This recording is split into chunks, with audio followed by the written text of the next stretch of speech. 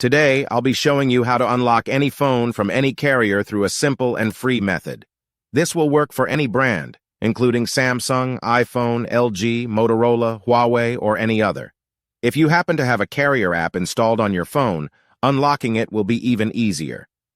After following the steps in this video, you won't need an unlock code. Instead, you'll simply wait for a message in the carrier app indicating that your phone has been unlocked. For iPhone users, just connect your device to Wi-Fi, and the unlock should activate. Before we begin, I'd like to mention a small disclaimer. The tool I'm about to show you is 100% legal, safe, and free. This tool will also help you get your phone unlocked, regardless of whether it's currently under an active contract with your service provider. By the way, please be very careful with the spam comments left on this video. They are all from bots representing people who offer this service for a fee. We might be affecting their business since I'm showing you a free method to unlock your phone from carriers.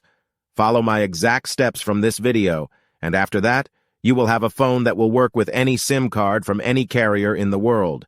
With that said, let's start. All right, so grab your phone and insert an unsupported SIM card. That means a SIM card from a carrier other than your original one.